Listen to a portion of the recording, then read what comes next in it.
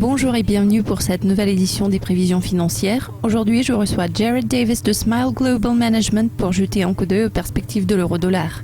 Jared, les préoccupations concernant la Grèce demeurent au premier plan. La nouvelle date limite de l'accord entre la Grèce et ses créditeurs a été fixée pour le 11 mai, étant la date de la prochaine réunion de l'Eurogroupe. Est-ce que cela a influencé vos prévisions pour un mois à la marque d'1,05 ?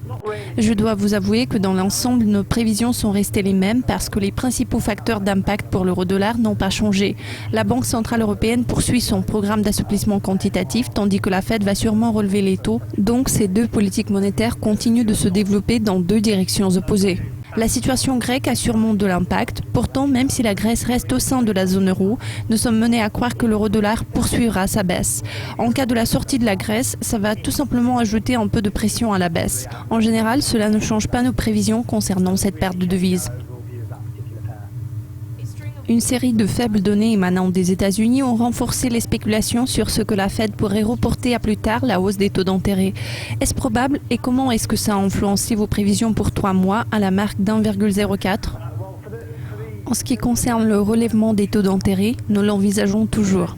Ici, il faut prendre en compte deux choses. La semaine dernière, les marchés ont réagi à de faibles données américaines. Cela s'explique par le fait que la politique monétaire de la Fed relève complètement des données économiques. Donc, il faut s'attendre à une réaction excessive du marché aux données américaines, qu'elles soient bonnes ou mauvaises, dans les semaines qui vont suivre.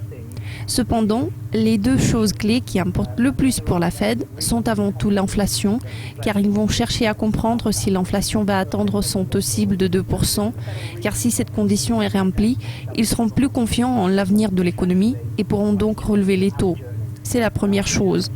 La deuxième chose, c'est la croissance de la masse salariale et surtout le revenu moyen.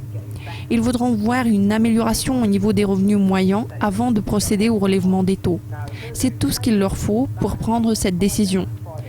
Pour ce qui concerne l'inflation de base, vendredi dernier, elle a grimpé vers le niveau d'1,8%. À ce point-là, rien ne suggère qu'elle pourrait reculer. Au fur et à mesure de la sortie des données économiques, la Fed deviendra de plus en plus confiante et nous croyons toujours que même si la Fed n'augmente pas les taux en juin, ça va arriver peu après.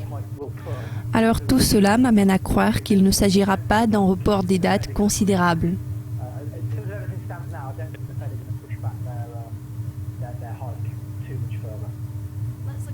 Passons à vos prévisions pour 12 mois. Où voyez-vous la perte dans cet intervalle ? Quant aux perspectives à long terme, je crois que le moteur clé de la paire en question restera toujours la divergence entre les politiques monétaires des deux banques centrales. D'ici 12 mois, nous croyons que la Fed aura déjà relevé les taux à 2 voire 3 reprises.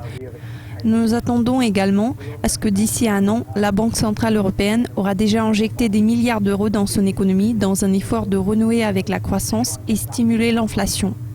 Donc, dans cet intervalle, nous nous attendons à ce que les deux politiques monétaires poursuivent leur chemin dans deux directions opposées. L'euro-dollar se trouve actuellement sur un rond-point. Je crois que nous verrons la marque d'1,05 dans quelques prochaines semaines, tandis que dans un an, il est fort probable que la parité va devenir la nouvelle cible, ce qui s'explique purement par la divergence entre les politiques adoptées par les banques centrales.